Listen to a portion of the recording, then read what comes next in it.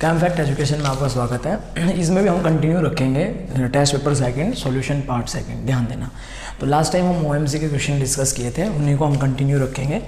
तो आगे हम बात करें तो क्वेश्चन नंबर 37 की बात कर रहा हूँ मैं, आपके जो टेस्ट पेपर सेकंड में आया था CSM नेट गेट वाली टेस्ट सीरीज़ के अंदर। ध्यान दीजिएगा आपको क्या दे रखा था इस क्वेश्चन के अंदर, बिल्कुल सिंपल सा कॉन्सेप्ट था।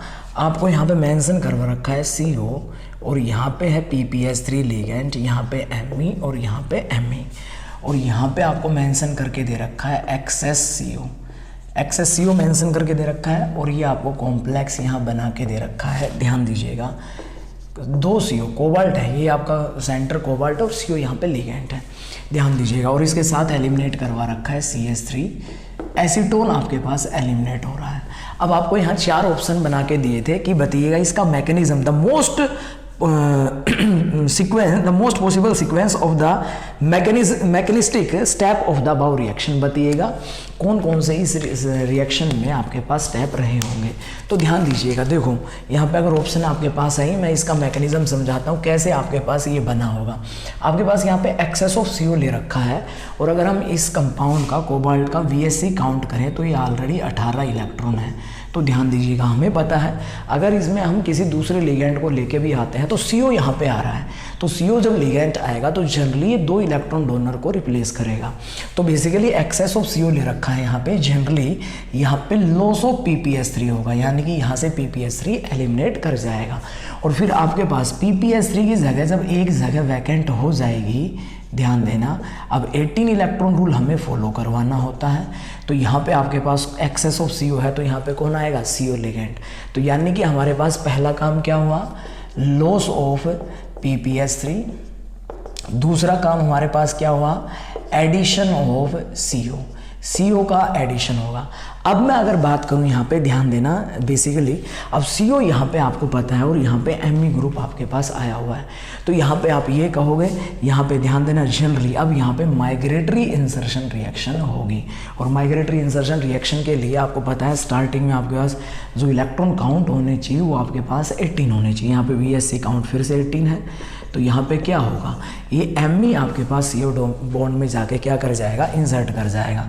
तो यहाँ पे आपके पास इंसर्शन इन CO होगा, और जब ये CO में ME जाके इंसर्ट करेगा तो यहाँ पे आपके पास क्या होगा, C double bond O ME, और यहाँ पे ME, यहाँ पे फिर से एक स्पेस वैकेंट हो जाएगा। अब आपको पता है आपने यहाँ पे एक्सेस ऑफ CO ले रखा है, ध्यान देना। तो यहाँ पे जब एक्सेस ऑफ CO आपने यहाँ पे ले रखा है तो यहाँ पे आपके पास क्या बनेगा, जैसे ही इंसर्शन ऑफ CO हुआ है तो इस पोजीशन पे आपके पास CO आके जुड़ जाएगा, ताकि हमारे पास VSC इलेक्ट्रॉन काउंट क्या रहे, 18, फिर से 18 रहेंगे।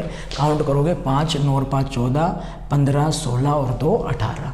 अब क्या होगा, ध्यान देना, समझना एक बार, हमें प्रोडक्ट ये बनाना है। तो यहाँ पे बेसिकली जनरली हम पढ़ते हैं जो हमारे पास किसी भी कैटालाइसिस प्रोसेस OMC रिएक्शन का जनरली जो लास्ट स्टेप होता है वो आपका होता है रिडक्टिव एलिमिनेशन।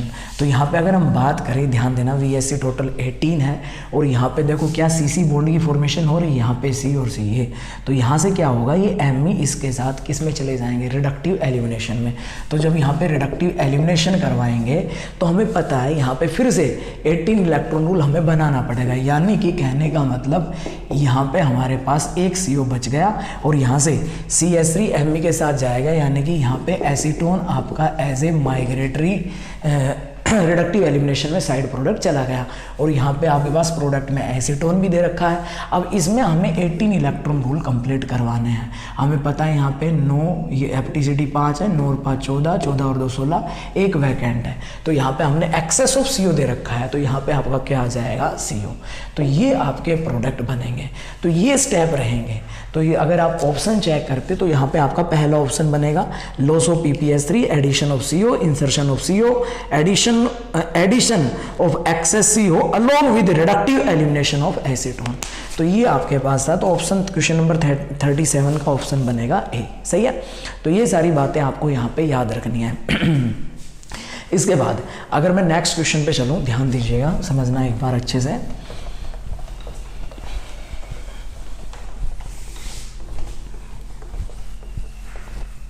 इसके बाद चलते हैं। तो नेक्स्ट ओएमसी क्वेश्चन की बात की जाए तो आपसे पूछा गया था क्वेश्चन नंबर 40 की अगर बात करता हूं तो 37 का ऑप्शन होगा है क्वेश्चन नंबर 40। ध्यान देना, मैच द फॉलोइंग आपसे पूछा गया था। तो देखो ये हमें याद रखने हैं जनरली, ध्यान देना। सबसे पहले पूछा आपसे कोलमान्स रिएजेंट, ध्यान देना। सबसे पहले आपसे क्या पूछा, एक कॉलम में दे रखा था कोलमान्स रिएजेंट। तो आपको पता होना चाहिए जनरली कोलमान्स रिएजेंट की अगर बात की जाए तो बेसिकली ये आपके पास ऑर्गेनोमेटेलिक का ग्रिग्नार्ड रिएजेंट होता है और ये बहुत सारी रिएक्शन में इन्वॉल्व होता है। FeCO4-2 ये आपको याद रखना है। दूसरा पूछा गया टैबे रिएजेंट। टैबे रिएजेंट की अगर बात करें तो भाई साहब हम पढ़ते हैं टैबे को, हम कहाँ पढ़ते हैं, जब हम स्रो कार्बाइन की फॉर्मेशन की बात करते हैं तो वहाँ पर टैबे रिएजेंट पढ़ते हैं। और टैबे में क्या होता है आपके पास जनरली टाइटेनियम के साथ यहाँ पे 2 CP लिगेंड अटैच होते हैं, इधर एल्यूमिनियम के साथ 2 Me ग्रुप होते हैं और इधर ब्रिजिंग में एक Cl और एक यहाँ पे CH2 ये होता है। ये सोर्स होता है आपके पास स्रो कार्बिन का और हम पढ़ते भी हैं। यहाँ पे क्या होगा, यहाँ से ये एलिमिनेट कर जाएगा तो यहाँ पे Ti डबल बॉन्ड CH2 ये आपके पास बनता है स्रो कार्बिन। तो ध्यान रखना एक बार। तो टैबे इज द सोर्स ऑफ स्रो कार्बिन। तो टैबे रिएजेंट मैच द फॉलोइंग में पूछा था तो हमें पता होना चाहिए टैबे रिएजेंट क्या होता है। तीसरा आपको एंटी नोकिंग एजेंट, कोऑर्डिनेशन ऑर्गेनोमेटल की पहली क्लास में हम पढ़ते हैं एंटी नोकिंग एजेंट और यहाँ ऑप्शन में आपको बना के भी दे रखा था दैट इज हम पढ़ते हैं टेट्रा इथाइल लेड और दे भी रखा है PbET4। तो ये आपके पास क्या होता है, एंटी नोकिंग एजेंट।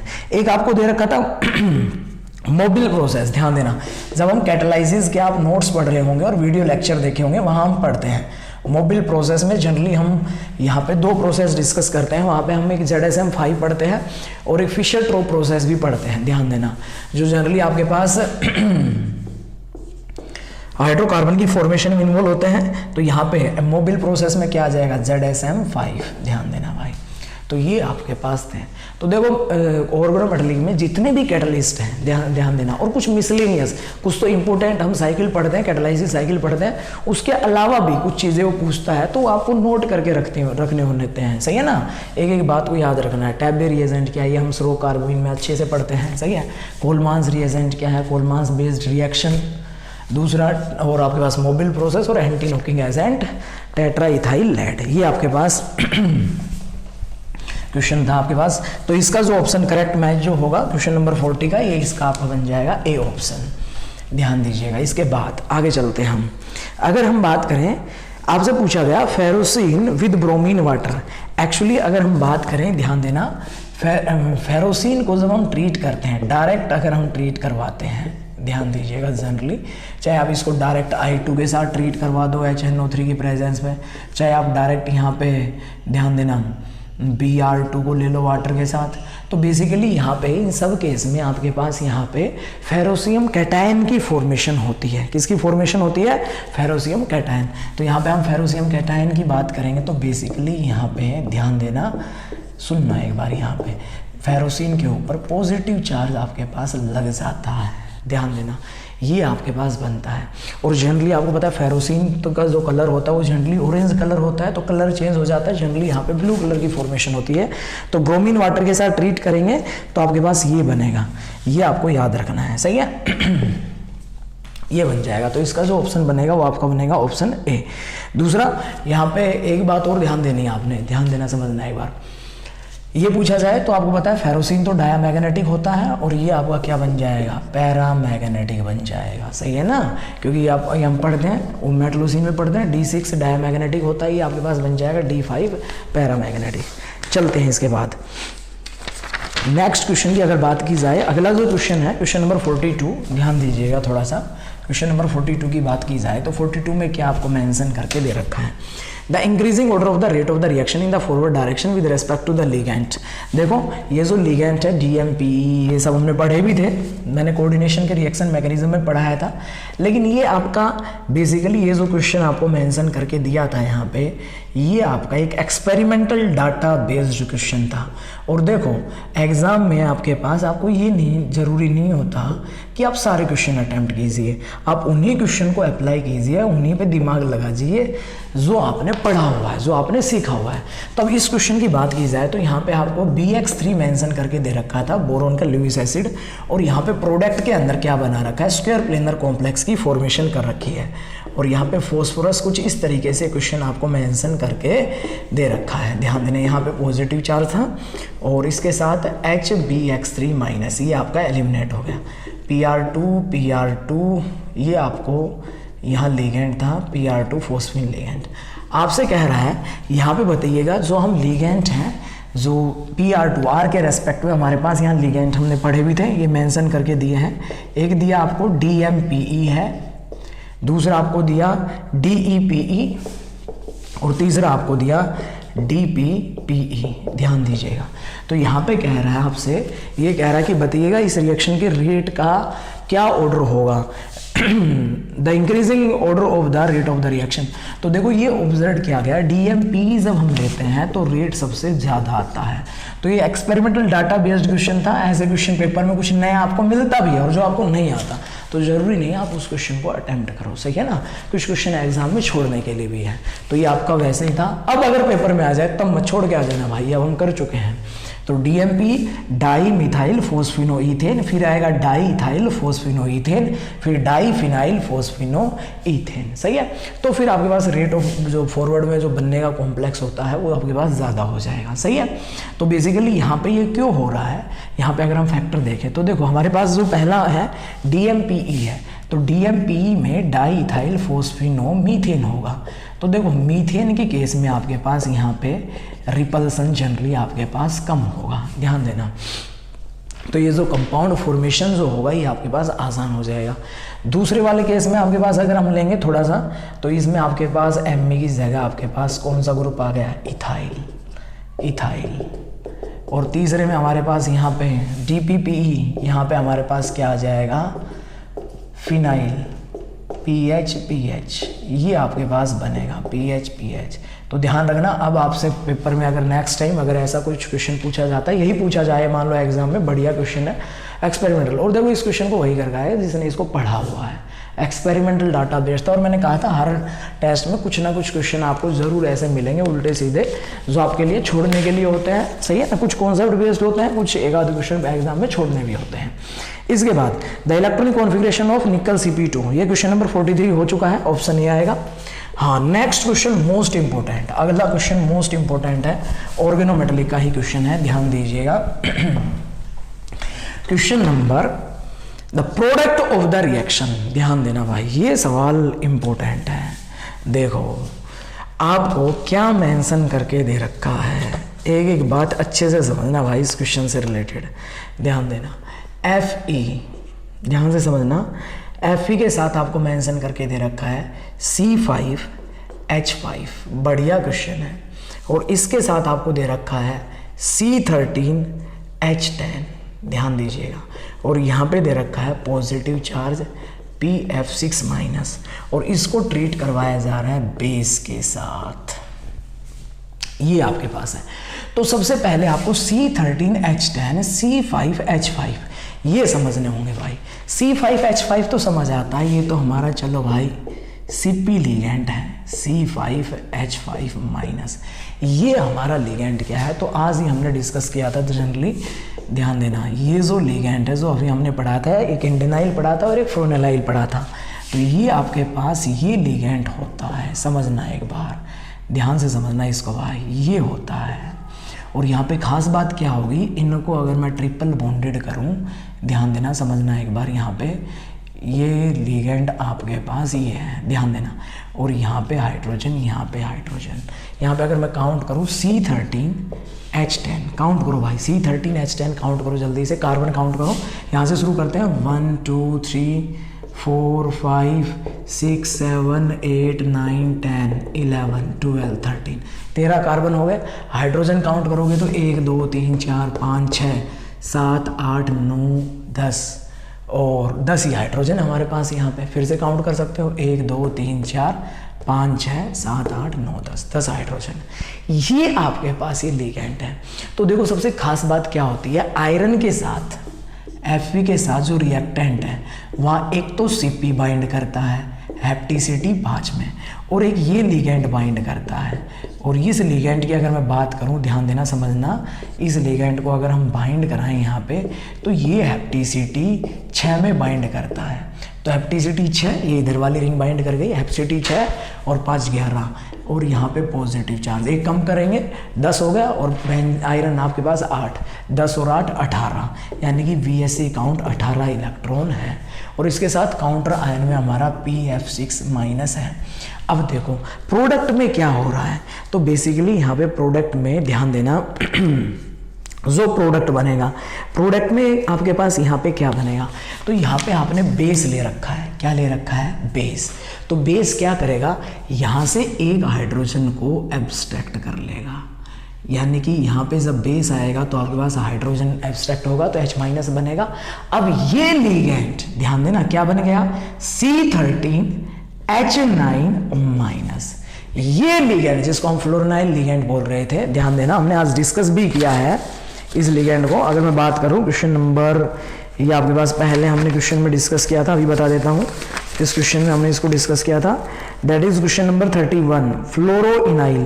ध्यान देना, तो अब क्या होगा जब प्रोडक्ट बनाएंगे, ये तो हमारा रिएक्टेंट था, प्रोडक्ट जब हम बनाएंगे, यहाँ पे मैं बना रहा हूँ प्रोडक्ट क्या बनेगा रिएक्शन का, बेस यहाँ से इस प्रोटॉन को एब्स्ट्रैक्ट करेगा, तो Fe के साथ ध्यान देना जो प्रोडक्ट बनेगा, एक तो हमारा Cp लिगेंड बाइंड करेगा हैप्टिसिटी 5 में, सही है, और दूसरा इस पोजीशन के ऊपर आपके पास ये लिगेंड यहाँ से बाइंड करेगा, और जब यहाँ से बाइंड करेगा ये लिगेंड, ध्यान देना आपके पास, अगर मैं इधर से इसको बना रहा हूँ, ध्यान दीजिएगा, तो यहाँ पे जब इस लिगेंड को हम यहाँ पे बाइंड करवाएंगे, ध्यान दीजिएगा, तो आपको पता है यहाँ पे नेगेटिव चार्ज है, एक डबल बॉन्ड, यहाँ नेगेटिव चार्ज, और यहाँ पे डबल बॉन्ड, और सॉरी यहाँ पे डबल बॉन्ड और एक डबल बॉन्ड यहाँ पे डबल बॉन्ड और एक डबल बॉन्ड यहाँ पे ये है। तो अब ये Cp टाइप की तरह बिहेव करेगा, ये यहाँ से बाइंड करेगा, ये भी हैप्टिसिटी कितनी शो कर रहा है 5, ये भी कितनी कर रहा है 5, तो 5 और 5 और 10 और 8 18, इस कॉम्प्लेक्स पे अब किसी प्रकार का चार्ज नहीं आएगा। प्रोडक्ट में अगर इस क्वेश्चन की रिएक्शन की बात की जाए तो जो प्रोडक्ट में आपको मेंशन करके दिया है यहाँ पे क्या बनेगा, सिंपल सा प्रोडक्ट बनेगा जो लिखा हुआ है क्वेश्चन में, FeC5H5 दिया और दूसरा आपको दिया C13H9, कुछ भी मेंशन करके नहीं दिया, यानी कॉम्प्लेक्स के ऊपर अब किसी प्रकार का पॉजिटिव या नेगेटिव चार्ज नहीं आएगा। तो बढ़िया सवाल था, क्रैबट्री से था, ध्यान देना, और ऑर्गेनोमेटालिक की 2-3 किताबें हैं जिनसे मैक्सिमम क्वेश्चन पूछे जाते हैं, तो ये एग्जाम्पल इंपॉर्टेंट था और बढ़िया क्वेश्चन था, तो ध्यान रखना भाई, ऐसे क्वेश्चन से ही आपका टॉपिक और बेहतरीन होता जाएगा।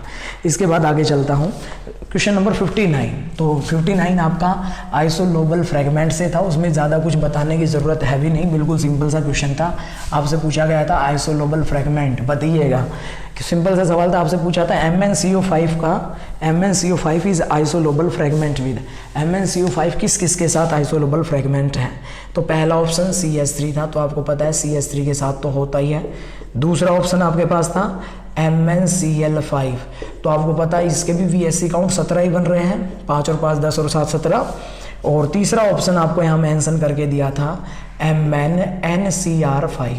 NCr की बात की जाए तो बेसिकली एसीटोनाइट्राइल, ये आपके पास सोलवेंट का भी बिहेव करता है OMC के अंदर, ये भी 2 इलेक्ट्रॉन डोनर होता है, न्यूट्रल लिगेंड होता है, तो 5 दूनी 10 और 7 17, इसके भी VSE 17, कोऑर्डिनेशन नंबर इसका भी कितना है 5, ये भी कोऑर्डिनेशन नंबर इसका भी कितना है 5, और VSE काउंट भी कितना है 17, हमें दिया था MnCO5। और CH3 की बात करें तो हमने कहा था कि अगर मेन ग्रुप के साथ जनरली कोऑर्डिनेशन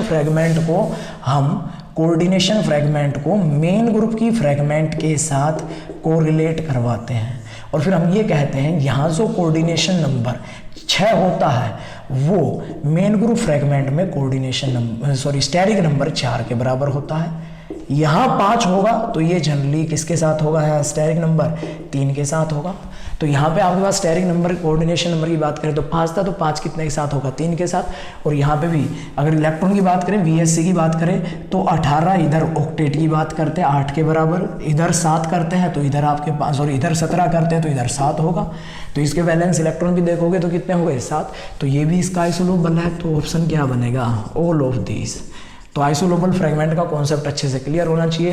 तो ये भी आपके पास ऑर्गेनोमेटेलिक का ही क्वेश्चन था, ध्यान दीजिएगा। इसके बाद अगर मैं बात करूं question number 61, the number of Cl minus.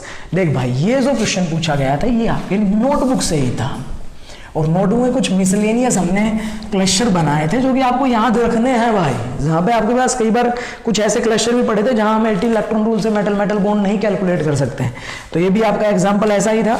आपसे पूछा गया है Re3Cl 12 3 माइनस। बताइएगा पहला सवाल, इसमें बताओ ब्रीजिंग Cl कितने हैं, और दूसरा सवाल ये था मेटल मेटल बॉन्ड कितने हैं। ध्यान देना, तो इस क्लस्टर की बात की जाए तो बेसिकली Re और Re के बीच में एक मेटल मेटल बॉन्ड होता है, ध्यान देना। दूसरा, अगर हम यहाँ ब्रीजिंग Cl की बात करेंगे, ध्यान देना, तो ब्रीजिंग Cl की अगर हम यहाँ बात करेंगे, आपके पास 3 Re हैं, तो ब्रीजिंग Cl की बात करेंगे तो यहाँ पे एक एक Cl सबके ब्रीजिंग में होता है, ध्यान देना। और 3 Cl बचेंगे तो 2 Cl यहाँ पे हम लगाएंगे, ये आपके पास यहाँ बनेगा 3 Cl, ये आपके पास बनेंगे, ध्यान देना। 3 3 6 3 3 9 9 और 3 12। तो सबसे कमाल की बात ये थी यहाँ पे जो मेटल मेटल बॉन्ड बनेंगे, मेटल मेटल बॉन्ड आपका एक बने, मेटल मेटल बॉन्ड तो यहाँ पे एक होगा, और जो ब्रीजिंग Cl होंगे वो आपके पास यहाँ पे 3 होंगे। ये सारी बातें आपको यहाँ पता होनी चाहिए। उसके बाद आगे चलता हूँ मैं। नेक्स्ट क्वेश्चन की अगर बात की जाए यहाँ पे,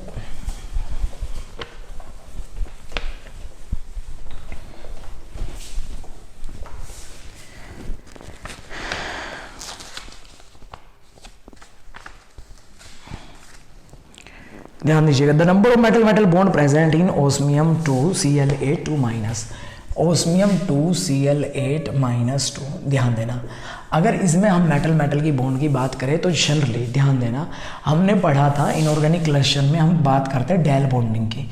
तो हम ये एमओ डायग्राम बनाते हैं, सबसे नीचे हमारा सिग्मा बनता है, सिग्मा के बाद फिर हम पाई की बात करते हैं, और पाई के बाद हम डेल की बात करते हैं।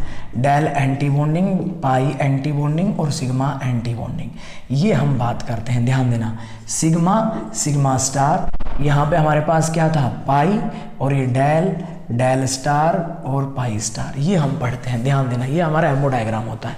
जनरली ये हमारे पास 2 मेटल के बीच की बात होती है, ध्यान देना, एक मेटल आपका ये और एक मेटल आपका ये, ध्यान देना, सुनना भाई यहाँ पे।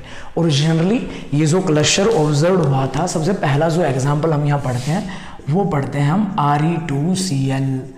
Re2Cl8 और यहाँ पे आपका -2 ध्यान देना, -4, ये आपके पास क्लस्टर था। तो हमने यहाँ पढ़ा था जनरली यहाँ पे हम क्या कैसे कैलकुलेट करते हैं, हम यहाँ पे केवल दोनों मेटल की ऑक्सीडेशन स्टेट कैलकुलेट करते हैं। तो दोनों मेटल की ऑक्सीडेशन स्टेट कैलकुलेट करेंगे तो हमें पता है यहाँ पे इस वाले एग्जांपल की बात करूँ, ओस्मियम Cl8 -2, तो यहाँ से आपके पास अगर Cl8 -2 यही आपको दे रखा है Cl8, तो यहाँ पे ऑक्सीडेशन स्टेट कैलकुलेट करूंगा 2x - 8 = -2, 2x = यहाँ पे 8 उधर जाएगा तो कितना बन जाएगा 6, और x = 3, यानी कि एक ओस्मियम की ऑक्सीडेशन स्टेट आई +3। अब ओस्मियम की बात की जाए तो ये आपके पास आयरन वाली फैमिली में आता है। तो ध्यान देना, इसके डी में 6 इलेक्ट्रॉन होते हैं और एस में 2 होते हैं। तो एक में से वहाँ से अगर हम इलेक्ट्रॉन की बात करेंगे तो टोटल इलेक्ट्रॉन जो जाएंगे वहाँ पे, ध्यान देना, ओस्मियम 2Cl, हाँ सही है 2 8 है।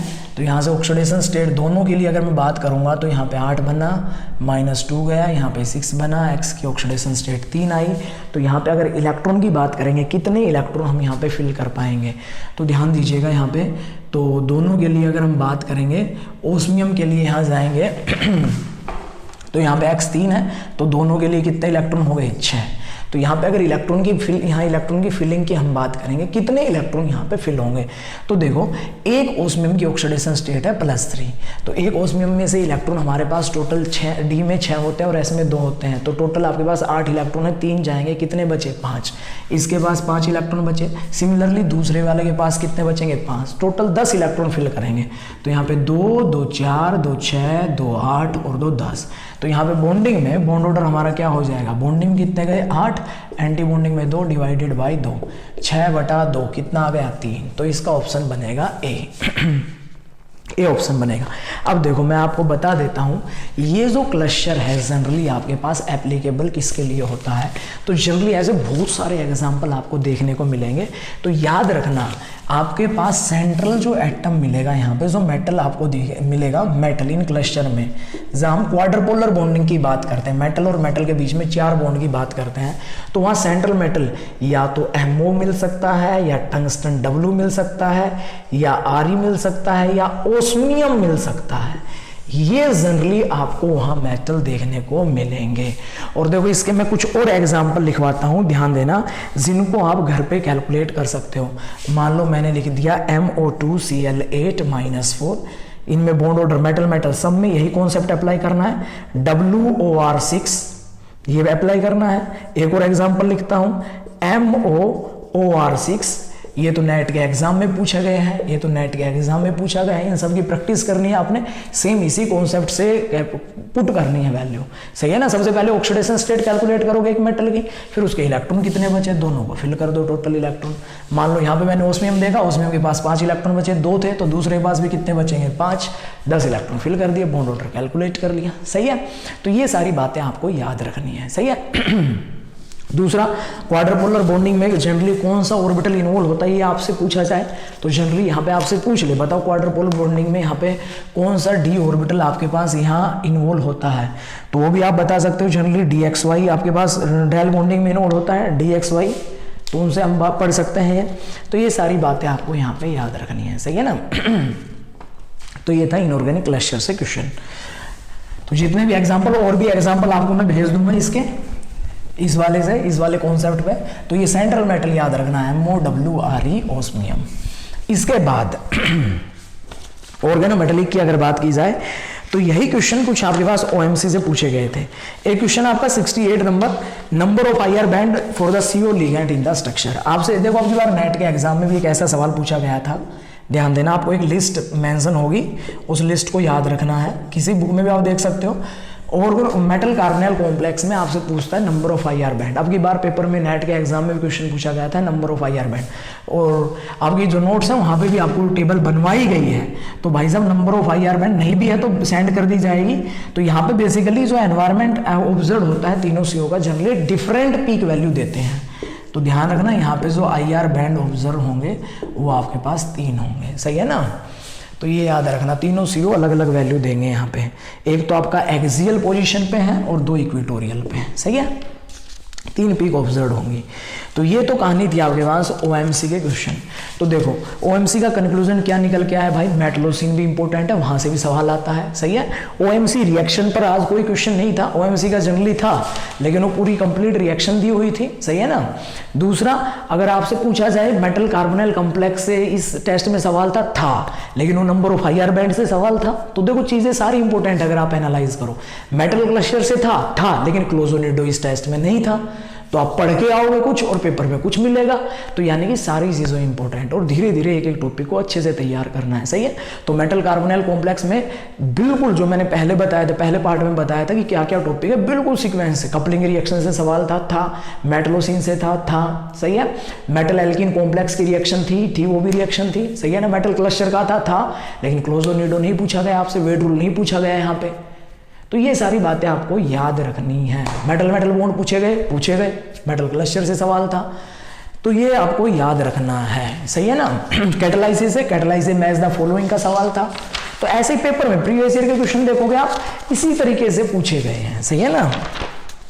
इसके बाद अगर मैं बात करूं बेसिकली बायो इनऑर्गेनिक के क्वेश्चन डिस्कस करूं, बायो इनऑर्गेनिक की बात करूं मैं, ध्यान देना तो क्या क्या इंपॉर्टेंट था। क्वेश्चन नंबर 8 था geometry of copper in protein को कॉपर सी है, तो ध्यान दीजिएगा आप पढ़ते हो, ध्यान से सुनना, ये थ्योरेटिकल क्वेश्चन है, इनको थ्योरेटिकली डिस्कस करूंगा। आप पढ़ते हो कॉपर प्रोटीन में आप पढ़ते हो भाई साहब, सबसे पहले पढ़ते हो 2 एजुरीन पढ़ते हो, एजुरीन की ज्योमेट्री कैसी होती है टीबीपी। दूसरा आप पढ़ते हो इलेक्ट्रॉन ट्रांसफर सिस्टम में जो copper blue copper protein involve होता है प्लास्टोसाइनिन। तो प्लास्टोसाइनिन की अगर बात की जाए तो वो आपका होता है जनरली डिस्टोर्टेड टेट्राहेड्रल, ना परफेक्ट स्क्वायर प्लेनर होता है ना परफेक्ट टेट्राहेड्रल। अब बात हो रही है, आपसे पूछा गया कॉपर Ca, तो जनरली कॉपर Ca का जो सेंटर होता है उसकी ज्योमेट्री भी आपके पास, उसकी ज्योमेट्री स्क्वायर पिरामिडल होता है। ध्यान देना, ध्यान देने योग्य बात क्या है, एजुरीन, एजुरीन क्या होता है टीबीपी, प्लास्टोसाइनिन ये होता है डिस्टोर्टेड टेट्राहेड्रल और टेट्राहेड्रल। और आपसे पूछा कॉपर Ca, ध्यान रखना कैसा होगा, स्क्वायर पिरामिडल, नोट करके रखना, नया सवाल था, कुछ बच्चों ने पढ़ा नहीं था तो कोई बात नहीं। कह रहा था oxidation state of heavy metal in the protein cytochrome C। ध्यान देना बेसिकली साइटोक्रोम C में जो Fe सेंटर की एवरेज ऑक्सीडेशन स्टेट ऑब्जर्व की गई, एवरेज वो आपके पास +2/3 ये फ्रैक्शन में है। तो ऐसा सवाल पूछता नहीं है, फिर भी पूछ ले। तो जब भी ऐसे सवाल कुछ आपको बायो इनऑर्गेनिक नया दिख जाए जो हमने नहीं पढ़ा, उसमें दिमाग नहीं लगाना, वहां पे आपसे गलती करवाना चाह रहा है, सही है ना। आप वही दिमाग लगाइए जो आपने पढ़ रखा है। कुछ नया सवाल आ रहा है वो केवल आपकी नॉलेज बढ़ाने के लिए ही है, कुछ ऐसा ना पूछ ले, सही है ना। Question number 10, coenzyme B12 is, coenzyme B12 is, vitamin B12 is cyanocobalamin. आपसे पूछा गया कोएंजाइम B12 और आपको बताया था कोएंजाइम B12 में क्या प्रेजेंट होता है, एडिनोसाइल ग्रुप प्रेजेंट होता है, तो इसका ऑप्शन क्या हो जाएगा बी। ये सब बिल्कुल आसान था question. Question number 11, the geometry of calcium 2 positive in the protein calmodulin, calmodulin. ध्यान देना भाई, आज 2 नई बातें आपके सामने आई बायो इनऑर्गेनिक में, ध्यान देना। ऐसे ऐसे प्रोटीन इनके स्ट्रक्चर थोड़े से पढ़ने बहुत मुश्किल है, लेकिन फिर भी जो हम याद कर सकते हैं वो तो हम याद करेंगे। हमने सीखा कॉपर Ca अगर पूछ लेता है भाई कैसा एनवायरनमेंट होता है, स्क्वायर पिरामिडल। आपसे पूछ ले कैल्मोडुलिन, ध्यान देना कैल्मोडुलिन बेसिकली इसमें Ca2 पॉजिटिव बाइंड करता है और यहां पर ज्योमेट्री बताइए क्या होगी, तो भाई साहब इसमें ज्योमेट्री होती है PBP। बढ़िया सवाल है, जो इसको पढ़ के जाएगा 100% वही ये सही जवाब दे पाएगा, जो नहीं पढ़ के जाएगा वो कैसे करेगा। और ऐसे ही नए सवाल हम इस टेस्ट सीरीज के थ्रू सीखेंगे। Question number 13, which of the following metal enzyme involve in the process of oxidative dealkylation of heteroatom, oxidative dealkylation of heteroatom. Basically ये डबल बॉन्ड है, इसमें O2 का इंसर्शन, ऑक्सीडेटिव डीएल्काइलेशन, डीएल्काइलेशन ध्यान देना है, यानी कि यहाँ पे ऑक्सीजन का इंसर्शन हो गया। कौन करवाता है, पढ़ा रखा है cytochrome P450। Question number 14, which of the following metal involve in the nitrogen fixation, बताया हुआ था वहां पे जनरली MO का भी आपके पास नाइट्रोजनियस कंपोनेंट होता है और वेनेडियम भी यूज किया जाता है, लेकिन बेहतरीन MO होता है इसलिए वो यूज करता है। लेकिन आपसे 3 मेटल पूछे जाए तो कौन कौन से टिक करोगे, आयरन भी टिक करूंगा, मोलिब्डेनम भी टिक करूंगा और वेनेडियम भी टिक करूंगा। 3 टिक करने दे, ऑप्शन बन जाएगा बी। इसके बाद बायो इनऑर्गेनिक में नेक्स्ट अगर मैं और क्वेश्चन डिस्कस करूं, ध्यान दीजिएगा बायो इनऑर्गेनिक की बात कर रहा हूं मैं अभी। बायो इनऑर्गेनिक के अगर क्वेश्चन की बात की जाए, जो एक नया क्वेश्चन था जो आप समझना था वो भी देखेंगे अब हम, ध्यान दीजिएगा। कोऑर्डिनेशन के आसानी थे और कुछ क्वेश्चन आपके इस टेस्ट पेपर में आप ब्लॉक के डाले थे कंपाउंड केमिस्ट्री से। कंपाउंड केमिस्ट्री आप ब्लॉक की आपको पढ़ाई जाएगी तो उसकी टेंशन मत लीजिए, कोऑर्डिनेशन का मैकेनिज्म भी आने वाला है। हाँ जी, ये पूछा गया था आपसे, बताइएगा विच of the following group is present in the protein transferrin. ध्यान रखना भाई, ये जो सवाल बताने जा रहा हूं ये 100% सवाल एग्जाम में आने लायक है, 100%। और ट्रांसफेरिन का स्ट्रक्चर मैंने तो कभी नहीं देखा कोई पढ़ा रहा है, आप अब पढ़ने जा रहे हो ट्रांसफेरिन का स्ट्रक्चर। ध्यान देना, ट्रांसफेरिन क्या होता है, आपने पढ़ा ट्रांसफेरिन इज ए प्रोटीन जो आयरन का ट्रांसपोर्ट करता है, कहां से कहां, from stomach to blood stream में आपके पास आयरन का ट्रांसफर करता है स्टमक से, जो हम खाते हैं आयरन। और इसके स्ट्रक्चर की बात कर रहे हैं, आपसे पूछा गया कि यहाँ कौन कौन से ग्रुप प्रेजेंट हैं। तो पहली बात तो आपको इसका स्ट्रक्चर पता होना चाहिए। बेसिकली यहाँ पे आयरन +3 ऑक्सीडेशन स्टेट में होता है, और यहाँ पे आपके पास ध्यान देना 2 आपके पास अमीनो एसिड प्रेजेंट जो होते हैं यहाँ पे, ध्यान दीजिएगा। अभी तक अगर मैं अमीनो एसिड की बात करूँ तो ध्यान देना, आप पढ़ते हो अमीनो एसिड, देखो भाई थोड़ा रिवाइज कर लो, पढ़ा रखा है वैसे तो सब। यहाँ पे क्या होता है CH2COO-, that is aspartic acid. Aspartic acid होता है, ये अगर ग्रुप यहाँ प्रेजेंट हो तो एस्पार्टिक एसिड होता है। हिस्टिडीन की बात करें तो हम histidine unit of amino acid CH, C∩ONH चलता जाएगा। हिस्टिडीन में यहाँ CH2 और CH2 के साथ यहाँ पे क्या प्रेजेंट होता है, बेसिकली ध्यान देना, यहाँ पे आपके पास हिस्टिडीन के अंदर आपके पास यहाँ पे नाइट्रोजन के साथ हाइड्रोजन, ये आपके पास ये होता है हिस्टिडीन। हिस्टिडीन को रिप्रेजेंट करते हैं HIS से, और एस्पार्टिक को रिप्रेजेंट करते हैं ASP से। यहाँ पे एक और अमीनो एसिड आपके पास प्रेजेंट होती है, दैट इज टायरोसिन। ध्यान दीजिएगा भाई, एक नई अमीनो एसिड बता रहा हूं मैं, टायरोसिन। ध्यान देना, जो यहाँ प्रेजेंट होती है। हिस्टिडीन एस्पार्टिक एसिड से तो आप वाकिफ थे। टायरोसिन क्या होता है बेसिकली, टायरोसिन में आपके पास क्या होगा, यहाँ पे C∩ONH, यहाँ पे आपके पास ये चलता जाएगा NH C∩ONH। तो यहाँ पे आपके पास इन केस ऑफ आपके पास यहाँ पे tyrosine unit of amino acid के अंदर यहाँ पे आपके पास क्या प्रेजेंट होता है, बेसिकली CH2, और यहाँ पे आपके पास ये OH, ये ग्रुप प्रेजेंट होता है। इसको रिप्रेजेंट करते हैं TYR से। TYR से हम इस ग्रुप को रिप्रेजेंट करते हैं। तो इसके बाद अगर हम बात करें, ध्यान देना, आपसे अगर पूछा जाए यहाँ पे इस कॉम्प्लेक्स का स्ट्रक्चर अगर आपसे पूछा जाता है कि बताइएगा इसका स्ट्रक्चर कैसा है, ध्यान दीजिएगा। हमसे पूछा गया था ट्रांसफेरिन, ट्रांसफेरिन में कौन सा ग्रुप प्रेजेंट होता है।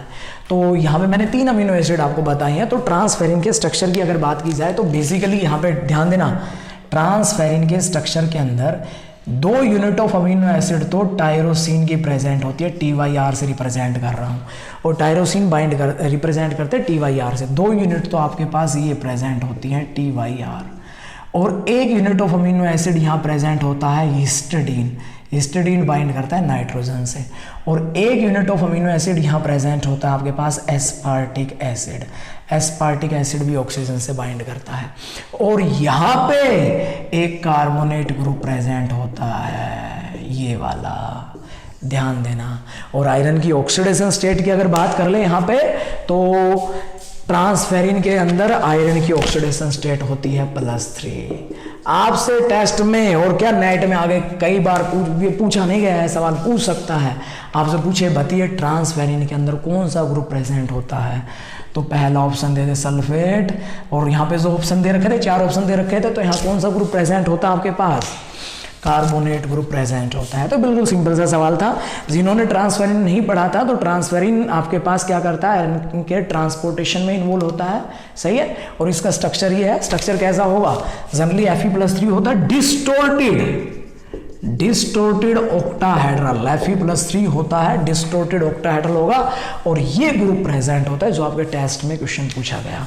बाकी 2 टायरोसिन के मॉलिक्यूल, एक हिस्टिडीन और एक पोजीशन एस्पार्टिक एसिड ऑक्यूपाई करता है। तो ये था आपके पास बाय इनऑर्गेनिक से क्वेश्चन। उसके बाद अगर मैं बात करूं नेक्स्ट, यहाँ पे अगर हम डिस्कस करें क्वेश्चन नंबर की बात की जाए, question number 63, which of the following is correct electron transfer chain in cytochrome. Cytochrome में आपको इलेक्ट्रॉन ट्रांसफर चेन पढ़ा रखी है, साइटोक्रोम B से C, C से A, और वहां पे O2।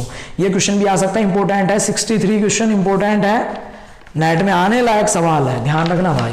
इसके बाद अगर बात करें बाइनोर 69 number, the metal ion and macrocyclic skeleton present in the green pigment of plant respectively, बिल्कुल सिंपल है, क्लोरीन रिंग प्रेजेंट होती है वहां पे आपके पास, आपको पता है क्लोरोफिल के अंदर क्लोरीन रिंग प्रेजेंट होती है और Mg2 पॉजिटिव मेटल बाइंड करता है। The metal involve in the nitrogenase, nitrogenase में कौन से मेटल इन्वॉल्व होते हैं, तो देखो यहाँ पे ऑप्शन जो दिया है, पहला Fe और Mg, दूसरा MO और K, Fe और K, और सी ऑप्शन दिया है MO और Fe। अगर वैनेडियम और Fe देता तो वो भी चूज करते हैं हम वहां पे, वो भी इन्वॉल्व होता है वहां पे। ध्यान देना नाइट्रोजिनेज में, नाइट्रोजिनेज कंपोनेंट में जनरली वैनेडियम कंटेनिंग भी होता है, लेकिन यहाँ वैनेडियम था ही नहीं, हमें 2 मेटल चूज करने, तो 2 में हम क्या चूज करेंगे, आयरन और मोलिब्डेनम। 3 चूज करने आए तो हम कौन सा, आयरन, मोलिब्डेनम और आपके पास वैनेडियम। तो ये सारी बातें आपको याद रखनी है, सही है। इसके बाद अगर हम बात करें इसमें, तो ये था आपके पास ट्रम सिंबल की बात करें तो ट्रम सिंबल के क्वेश्चन बिल्कुल आसान आए हुए थे, क्वेश्चन के आंसर आप टिक कर सकते हो, ज़्यादा क्वेश्चन ऐसा कुछ भी नहीं था। ट्रम सिंबल की बात की जाए तो क्वेश्चन नंबर 24, क्वेश्चन नंबर 24 में आपसे पूछा गया है कि बताइएगा the term symbol of the molecule with electronic configuration, electronic configuration दे रखा है, इसका आंसर करेक्ट कर लेना, 3 सिग्मा G माइनस आपके पास आंसर आएगा, वो भी आपने कर रखा है, पढ़ा हुआ है, नोटबुक में ही करवा रखा है, ध्यान देना, ध्यान दीजिएगा भाई। आपसे पूछा गया था जनरली जब मोलिकुलर ट्रम सिंबल की बात करते हैं तो हम O2 और O2 और B2 के ट्रम सिंबल पे फोकस करते हैं, और वहीं से क्वेश्चन पूछा गया था। आपसे कहा गया था ट्रम सिंबल बताइए with the electronic configuration, electronic configuration थी आपको दी थी 1 सिग्मा G2, 1 सिग्मा U2 और 2 सिग्मा G2, 2 सिग्मा U2, 1 पाई U1, और यहां पे आपको मेंशन कर दिया था 1 पाई U1। ये था आपके पास क्वेश्चन नंबर, ट्रम सिंबल का क्वेश्चन नंबर 24। ध्यान दीजिएगा, वही क्वेश्चन मैं यहाँ पे डिस्कस करूंगा ट्रम सिंबल के, जो आपके डाउट है, बाकी सिंपल बोर्ड तो सारा पढ़ाई रखा है, ऐसा कुछ भी नहीं है। ट्रम सिंबल हमने पढ़ा था, फुल्ली फील्ड से हमें कोई मतलब नहीं होता, जनरली हम लास्ट की बात करते हैं, और यहाँ पे आपको मेंशन करके दिया था 1 पाई U1, 1 पाई U1, ध्यान देना। तो सिंपली यहाँ पे हम कैसे करते हैं, आपको पता है पाई में इलेक्ट्रॉन गया हुआ है, तो आपके पास यहाँ से गामा की वैल्यू बनती है, वो पाई के लिए आपको पता है लैम्डा अगर 0 होता है तो सिग्मा टर्म अराइजेस, लैम्डा 1 होता है तो यहाँ पे पाई टर्म अराइजेस, 2 होता है तो डेल बनता है, 3 होता है तो फाई बनता है, हमने पढ़ा था, सही है। तो यहाँ पे इसके लिए भी लैम्डा 1, इसके लिए भी मैं बात करूंगा, एक यहाँ पे पाई में इलेक्ट्रॉन है तो पाई में इलेक्ट्रॉन है तो 1 हो गया, इसके लिए ये भी इलेक्ट्रॉन पाई में है तो लैम्डा की वैल्यू क्या हो गई, 1 1 हो गई। दूसरी बात, अगर एस की बात करूँ, 2 अनपेड इलेक्ट्रॉन है, 2 अनपेड इलेक्ट्रॉन है तो पॉसिबल एस की वैल्यू क्या हो गई, हमने पढ़ा हुआ है 2 अनपेड इलेक्ट्रॉन है, पॉसिबल एस की वैल्यू क्या होगी, 0 और 1 ये बन जाएगा आपके पास कॉम्बिनेशन यहाँ पे। अब हमें पता है मल्टीप्लिसिटी, अगर s बराबर 0 है तो मल्टीप्लिसिटी 2s प्लस 1 क्या बनेगा, 1 बने 2s प्लस 1 बनेगा, s बराबर 0 है तो 2s प्लस 1 ये 3 बनेगा। यानी कि यहाँ पे जो हमारी टर्म जनरेट होंगी वो या तो सिंगलेट जनरेट होंगी, और या फिर आपके पास ट्रम सिंबल में क्या आएगा, मल्टीप्लिसिटी ट्रिपलेट आएगा। अब हमें पता है लैम्डा 1 और लैम्डा 2 दोनों दे दिए हैं, तो हम जब मोलिकुलर ट्रम सिंबल कैलकुलेट करते हैं तो आपको बताया था लैम्डा, ओवरऑल लैम्डा निकालते हैं तो lambda 1 plus lambda 2 and lambda 1 minus lambda 2। तो यहाँ पे 1 प्लस 1 करूंगा और दूसरा 1 माइनस 1 करूंगा, तो यहाँ पे 1 प्लस 1 करूंगा तो कितना बन जाएगा भाई, 2 बन जाएगा। 1 प्लस 1 करूंगा तो कितना बनेगा यहाँ पे 2, और 1 माइनस 1 करूंगा तो कितना, 1 माइनस 1 करूंगा तो कितना बनेगा 0। यानी कि ओवरऑल लैम्डा मेरे पास क्या आ गया, 2 और 0। 2 आया तो टर्म क्या लूंगा, डेल, और 0 आया तो क्या लूंगा, सिग्मा। ध्यान दीजिएगा, अब यहाँ पे मल्टीप्लिसिटी लगा दूंगा तो पॉसिबल टर्म सिंबल क्या क्या बनते हैं, 1 डेल बना, 1 सिग्मा बना, और दूसरा क्या बनेगा, 3 डेल बनेगा, और फिर 3 सिग्मा बनेगा। फिर हम कहते हैं यहाँ पे जी की बात की जाए, जी लगाएंगे यहाँ पे तो u इंटू यू, हमारे पास u इंटू यू की बात करेंगे तो u इंटू यू हमारे पास क्या जनरेट होगा भाई, जीरेड। u इंटू यू बताया था, u इंटू यू की बात करते हैं तो जीरेड होता है, u इंटू जी होता है तो u होगा, z इंटू यू होगा तो भी u होगा, z इंटू जी होगा तो क्या होगा, z। ये हम पढ़ते हैं सेंटर ऑफ सिमेट्री में भी। तो यहाँ पे u इंटू यू है तो सबके साथ क्या लगेगा, z लगेगा, ये टर्मराइज होंगी, सही है, जी लगाएंगे हम यहाँ पे। दूसरा आपको पता है यहाँ पे ध्यान देना यहाँ पे जब सिग्मा आता है तो प्लस और माइनस आता है, तो और आपको बताया था कि triplet state is with negative sign और singlet state is with positive sign, ये टर्म आपके पास बनेंगे। अब आपसे पूछा है द लोवेस्ट, आपसे पूछा गया था the term symbol of A molecule with electronic configuration, इस इलेक्ट्रॉनिक कॉन्फ़िगरेशन के साथ मॉलिक्यूलर टर्म सिंबल क्या होगा। तो ध्यान देना, जब पेपर में अगर कुछ भी मेंशन करके नहीं देता है कि ग्राउंड स्टेट, तो हमें लोवेस्ट एनर्जी का बताना होता है। और लोवेस्ट एनर्जी के लिए हम क्या बोलते हैं भाई, यहाँ पे लोवेस्ट एनर्जी के लिए क्या बोलते हैं, यहाँ हम ये बोलते हैं highest S is of lowest energy. और हमने पढ़ा भी हुआ है, ये टर्म सिंबल आपका एग्जिस्ट नहीं करता है, ये तीन ही एग्जिस्ट करते हैं। और इनमें highest S is of lowest energy, highest S कहाँ है, यहाँ है। इनके एनर्जी के ऑर्डर को अरेंज करेंगे तो ये ऑलरेडी पढ़ चुके हैं, पहले ये आएगा। इन दोनों में अब सेम है, मल्टीप्लिसिटी सेम है, तो फिर मैं जाता हूँ लैम्डा, ज्यादा लैम्डा होगा तो एनर्जी कम होगी, ये आएगा, सॉरी सबसे highest S is of lowest energy, ये सबसे पीछे आएगा। और फिर आपके पास 1 डेल बनेगा, और इससे आगे क्या आएगा 1 सिग्मा जी प्लस, ये आपके पास बनेगा।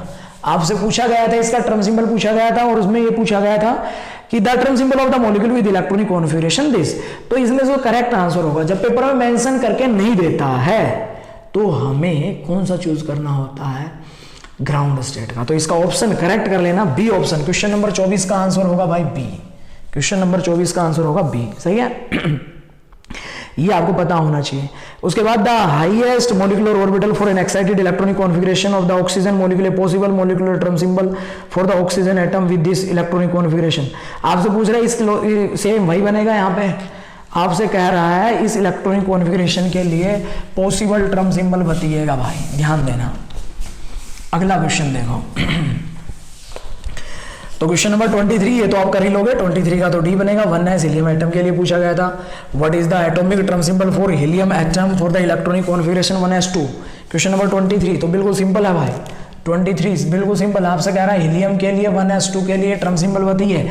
आपने पढ़ा था अगर सारे के सारे एटॉमिक टर्म आपके पास कंप्लीटली फिल्ड होते हैं तो वहां पे जो आपका टर्म सिंबल बनता है, तो जनरली यहाँ पे आपको पता है 1s2 के लिए जो टर्म सिंबल बनता है हमारा, वो क्या बनता है 1s0। तो ये आपके पास बनेगा, सही है ना। If all MO are completely filled, तो हमारे पास वहां से टर्म सिंबल बनता है वो आपका ये बनता है। तो इसका जो ऑप्शन बनेगा, ध्यान देना, इसको करेक्ट करना, 1s0 बनता है, दैट इज ऑप्शन बनेगा इसका सी ऑप्शन बनेगा भाई, इस बात को भी ध्यान रखना, 1s0, सही है। इसके बाद अगर मैं बात करूं यहाँ पे 1s0, if all atomic orbitals are filled then the term symbol always क्या बनता है हमारा 1s0, सही है। दूसरा एक बात और भी पढ़ते हैं, अगर सारे के सारे मॉलिक्यूलर टर्म सिंबल, ध्यान देना, एटॉमिक ऑर्बिटल कंप्लीटली फिल्ड, तो टर्म सिंबल आपका क्या बनता है 1s0। ये तो बात होगी एटॉमिक टर्म सिंबल की। अगर मॉलिक्यूलर टर्म सिंबल की बात करें तो वहां हम कहते हैं if all MO are filled, अगर सारे के सारे MO फिल्ड है, चाहे वो सिग्मा टर्म हो चाहे वो पाई टर्म हो, टर्म सिंबल ऑलवेज क्या होता है 1 सिग्मा जी प्लस। ये बता भी रखा है आपको, पहले लेक्चर में ये समझा हुआ भी है, तो इस बात को भी यहाँ पे टर्म सिंबल के लिए याद रखोगे। क्वेश्चन नंबर 26 आपसे पूछा गया, 26 बिल्कुल सिंपल था, O2 से रिलेटेड ही था, ध्यान देना। आपसे कह रहा है a possible molecular term symbol for oxygen with this electronic configuration. Electronic configuration आपको मेंशन करके दिया भाई, 1 पाई Z1 और 3 सिग्मा U1, आपको ये मेंशन करके दे रखा है, ध्यान देना। आपसे इसे पूछ रहा है पॉसिबल टर्म सिंबल क्या बनेगा, तो हमें यहाँ बनाना है। सबसे पहली बात अगर हम बात करें यहाँ पे पॉसिबल टर्म की बात करेंगे, तो यहाँ पे हम सबसे पहले S की बात करेंगे, तो यहाँ पे 2 अनपेयर्ड इलेक्ट्रॉन है, तो S की कॉम्बिनेशन बनेंगे 1 0 और 1, ये कॉम्बिनेशन आपके पास बनेगा। लैम्डा की बात करेंगे तो वही लैम्डा 1 प्लस लैम्डा 2, तो इसके लिए लैम्डा की वैल्यू आपके पास 1 बनेगी और इसके लिए आपके पास बनेगी 0। इसके लिए अगर मैं बात करूंगा तो यहाँ पे आपके पास बन जाएगा, सिग्मा में है तो सिग्मा के लिए 0 होगा, तो वहीं बात करेंगे lambda 1 plus lambda 2 and lambda 1 minus lambda 2।